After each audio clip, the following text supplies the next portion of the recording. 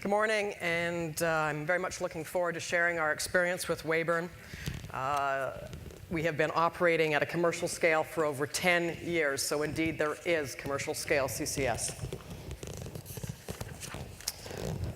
Moving to the next slide. I had to arm wrestle with the lawyers and I lost, so you've got your eye test this morning. Really quickly scan it if you're going to invest in our company. Okay, next two slides quick, and then we'll get to the meat here.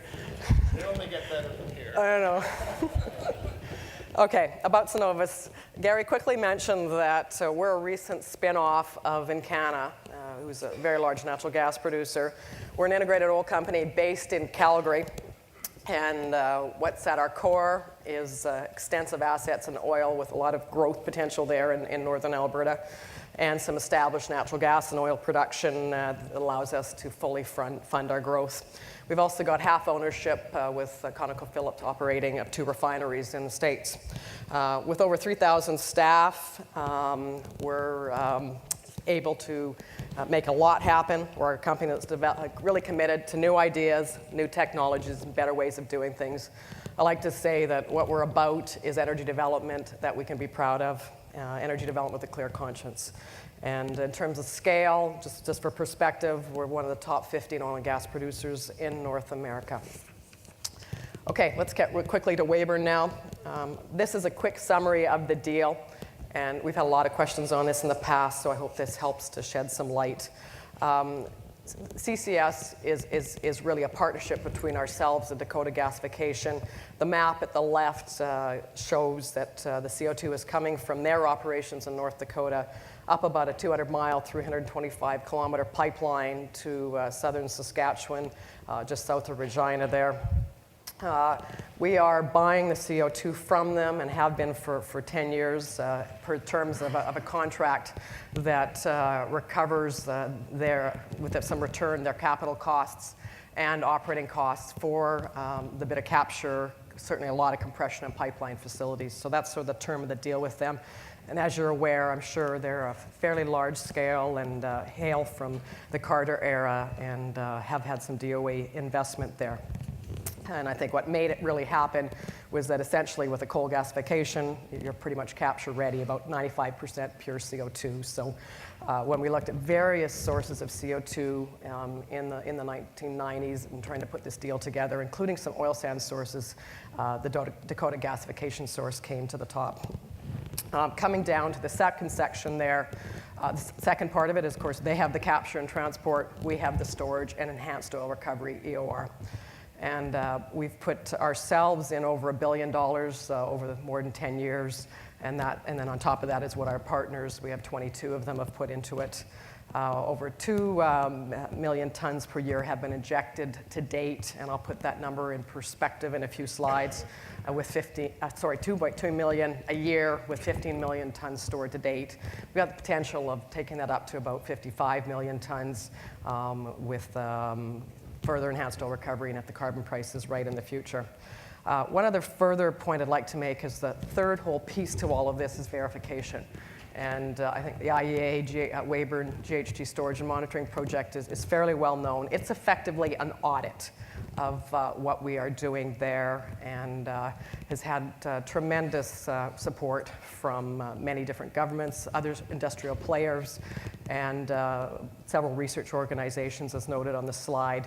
The phase 1, which came out in 2004, concluded storage is safe in the long term, over 5,000 years at a 95% certainty, a conclusion that 99.8% of the CO2 would be stored in the ground.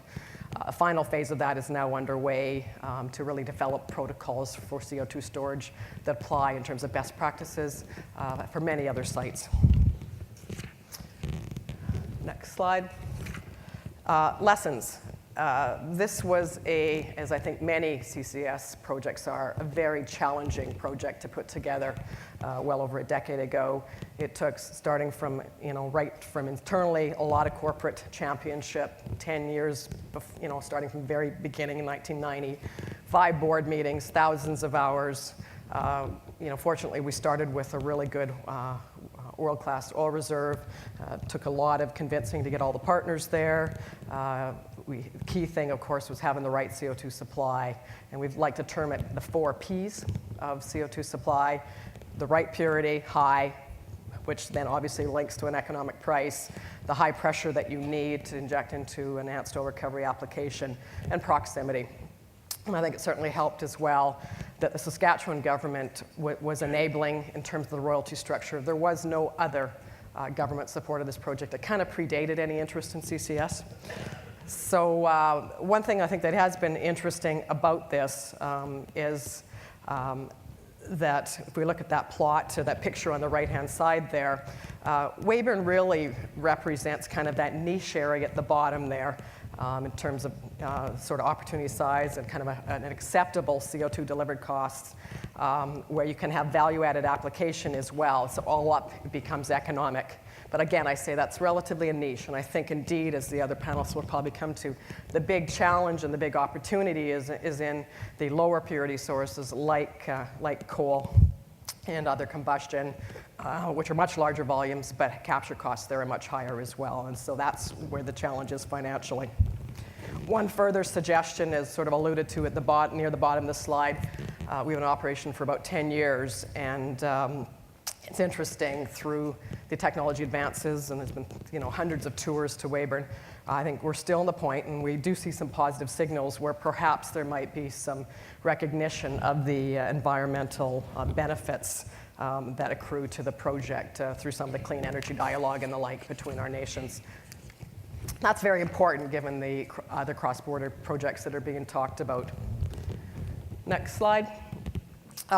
Maybe some of the hesitancy with respect to acceptance of the environmental benefits on Weyburn through offsets has been related to the cross-border aspect, but perhaps some of the rest of it might be due to the fact that it's the linkage to enhanced oil recovery. And I just wanted to bring some perspective on this. What we're showing here is a life cycle GHG chart from wells to wheels.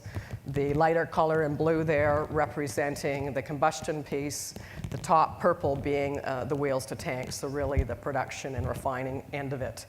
And if we compare Weyburn at the left with similar crudes in terms of density, API gravity, like Arab Medium and Nigerian Bonny Light, once we take the CO2 sort of net sequestration storage off, we're essentially eliminating the production refining part of that oil.